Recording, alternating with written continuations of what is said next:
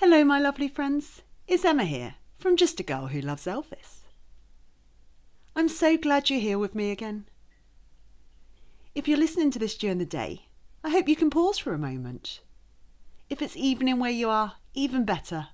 Pull a little blanket a little closer. Make yourself comfortable. Maybe pour a cup of tea. This birthday series isn't about noise or celebration in the usual sense. It's about presence. And today, I want us to talk about something I find very special about Elvis's birthday. Because it never felt like just his, did it? Somehow, year after year, the 8th of January became something we shared. A day where people all over the world pause, quietly, and feel connected. Not because we're told to, but because we want to. So today, let's sit together and explore that. Not the parties, not the headlines, but the feeling of a birthday that belongs to everyone who ever felt seen by Elvis.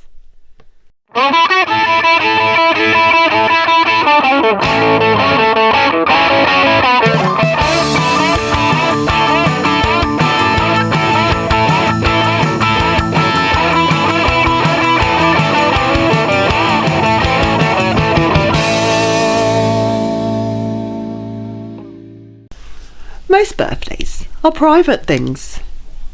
They belong to families, to close friends, to the people who know us best. And that's how it should be. But Elvis Presley's birthday feels different. Even when he was alive, it wasn't just about candles or gifts. It was about who showed up and how welcome they felt when they did. Elvis had a way of making people feel included. Not as fans, not as strangers, but as part of something. And I think that's why his birthday became shared so naturally, because Elvis never kept joy to himself.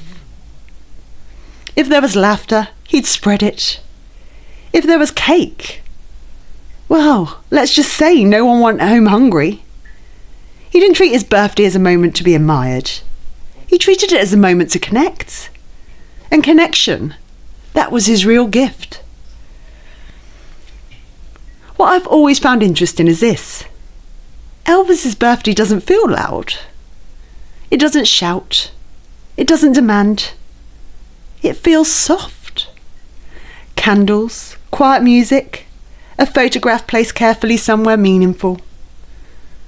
So many of you have shared how you mark the day. Lighting a candle, sitting quietly, remembering how his music carried you through something difficult. And I think that tells us everything we need to know. This isn't about spectacle. It's about reflection. Elvis's birthday invites us inward. It asks us to slow down and remember not just what he gave to the world, but what he gave us personally. And that's a rare thing. Now, Elvis loves celebrations, but not in a complicated way. He didn't need perfection. He didn't need formality. He liked simple pleasures, food, laughter, music, familiar faces. And if something went wrong, he usually found it funny. There are stories of cakes that didn't quite survive the moment, of teasing remarks, of Elvis laughing hardest when things weren't polished. And I love that. Because birthdays don't need to be perfect to be meaningful. They just need to be real. And Elvis understood that instinctively. And I think that's why, even now, his birthday feels approachable. Not intimidating, not untouchable, just human. So why do we show up for his birthday? Why do people who never met him still feel the pull of the 8th of January? I think it's because Elvis didn't just leave behind songs.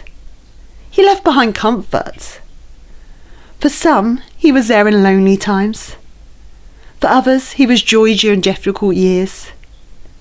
For many, he was a constant, steady, familiar, reassuring. And birthdays remind us of beginnings. They remind us that once someone arrived in the world, and everything changed because of it. Elvis's arrival didn't change music. It changed how people felt seen, heard and understood. And I think that's worth remembering. Every year. As we approach his birthday together, I'd like you to imagine this. Elvis wouldn't want fuss. He wouldn't want speeches. He'd probably shrug, smile a little shyly, and say something to break the tension. And then he'd want everyone comfortable, fed, relaxed, laughing. So today, instead of applause, let's offer gratitude. Thank you for the music. Thank you for the kindness. Thank you for the warmth that still lingers long after the song ends. That's a birthday gift that keeps giving.